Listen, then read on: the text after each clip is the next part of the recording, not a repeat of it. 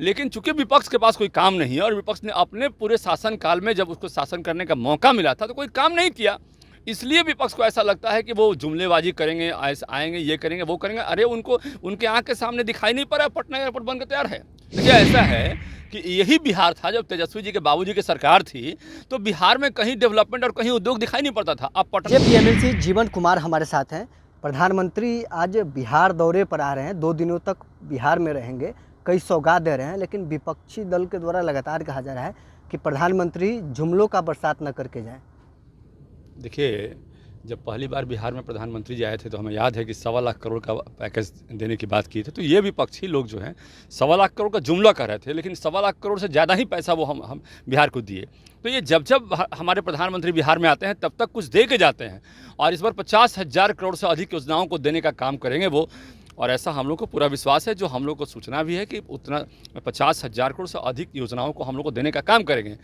लेकिन चूंकि विपक्ष के पास कोई काम नहीं है और विपक्ष ने अपने पूरे शासनकाल में जब उसको शासन करने का मौका मिला था तो कोई काम नहीं किया, इसलिए विपक्ष को ऐसा लगता है कि वो जुमलेबाजी करेंगे, आएंगे, ये करेंगे, वो करेंगे। अरे उनको उनके आँख के सामने दिखाई नहीं पड़ रहा है पटना एयरपोर्ट बनकर तैयार है।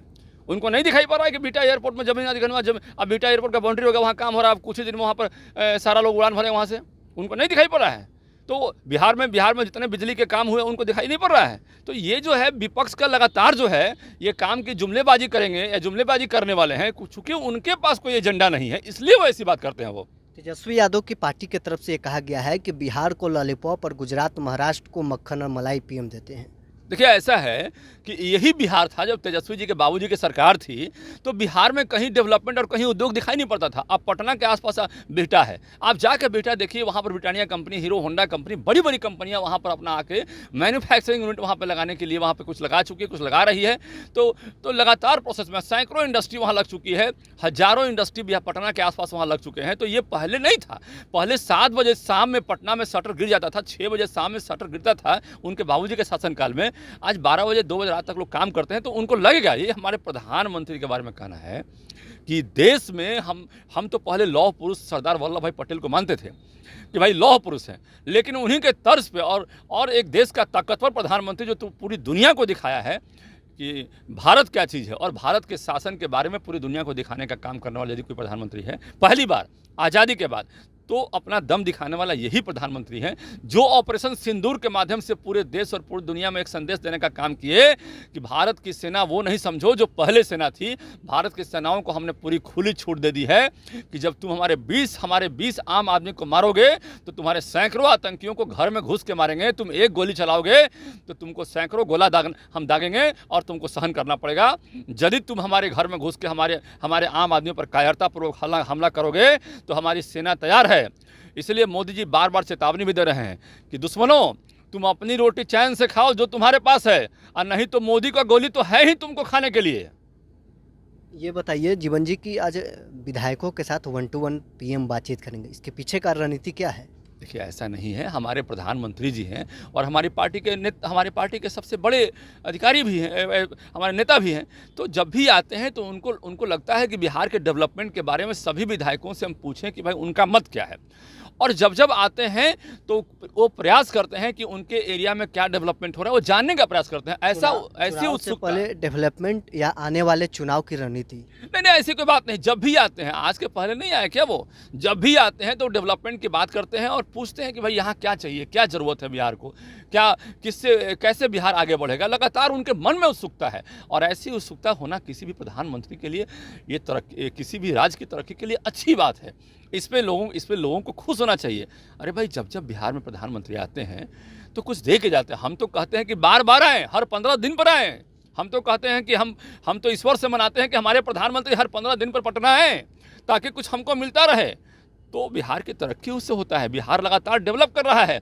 बिहार का डेवलपमेंट और पहले का और आज का कितना अंतर आ गया बताइए।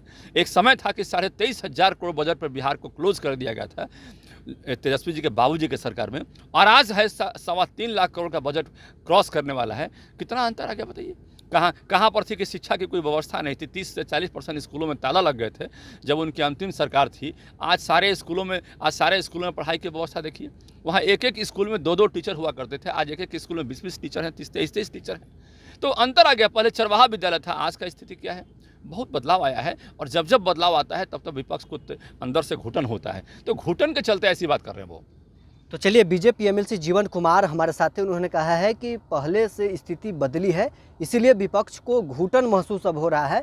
हम तो चाहते हैं कि प्रधानमंत्री जी हर 15 दिन पर बिहार आए और बिहार को बड़े सौगात देकर जाएं। एक बात हम और बताना चाहते हैं कि आप देखिए, पूरी दुनिया में भारत में क्या था, भारत का इमेज कैसा था? पूरी दुनिया में भारत का इमेज था कि भारत के लोग जो हैं कमज़ोर हैं।